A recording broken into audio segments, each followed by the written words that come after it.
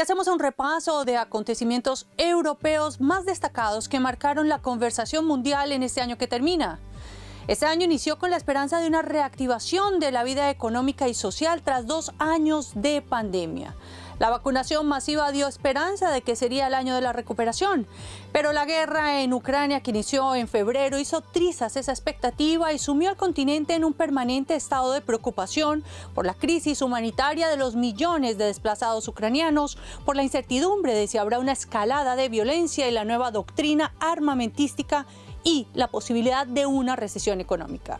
Eso sí, 2022 cierra con unas expectativas mucho menores, o por lo menos de que esta recesión no será tan profunda como se creía hace unos meses. La guerra de Rusia en Ucrania se juega en 2 frentes, por lo menos desde la perspectiva europea. El primero porque ocurre en territorio europeo, tan cerca y a la vez tan lejos, pues el respaldo a Ucrania, si bien amplio entre los europeos, tiene el condicionante de que Ucrania no pertenece a la OTAN, encargada de garantizar la defensa de Europa. Además, el temor a una nueva guerra tras la experiencia del siglo pasado y la posibilidad de escalar a una guerra nuclear hace que los estados europeos eviten al máximo entrar en confrontación directa con Rusia.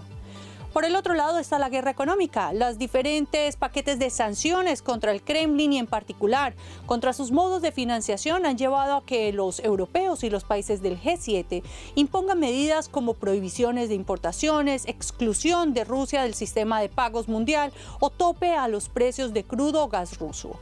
La respuesta de Rusia ha sido suspender el suministro de gas, un arma poderosísima que ha sumido a Europa en una crisis energética y la ha llevado a buscar socios en otros países como del Golfo, de África o de Latinoamérica, o a reavivar las minas de carbón con el consecuente aumento de las emisiones de gases efecto invernadero.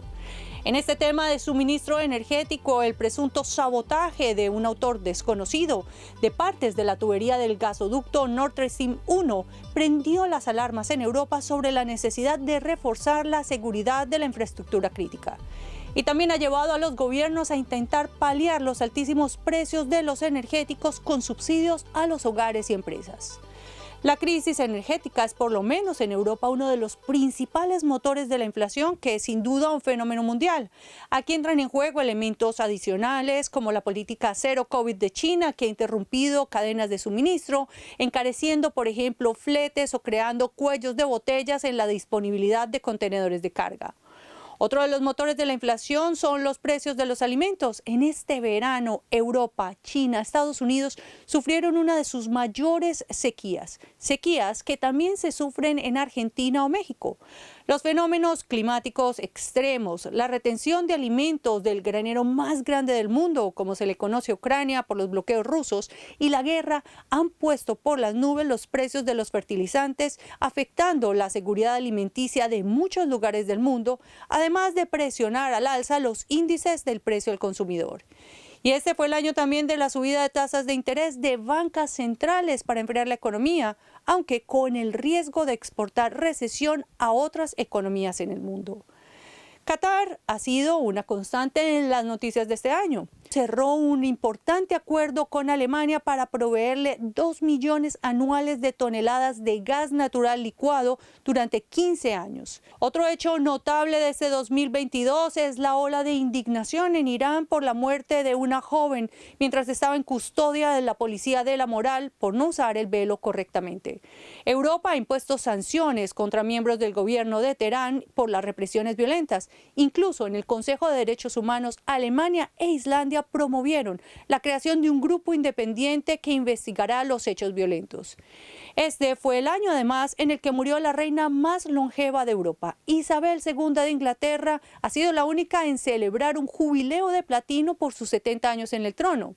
La reina Isabel representó la estabilidad en medio de los escándalos de algunos de sus familiares, pero también ante las turbulencias de un país como fue, por ejemplo, el Brexit.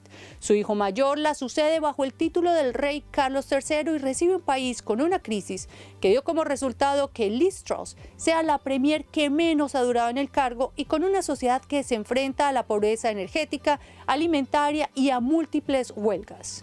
Otra muerte que se sintió en Europa, pero en particular en Alemania, fue la de Mikhail Gorbachev, padre de la perestroika y el glasnost, considerado entre los suyos como el sepulturero de la Unión Soviética, pero recordado con grandeza en Alemania como el artífice de la caída del muro de Berlín que permitiría la reunificación alemana. Tras esa reunificación, el proyecto de la Unión Europea sería posible.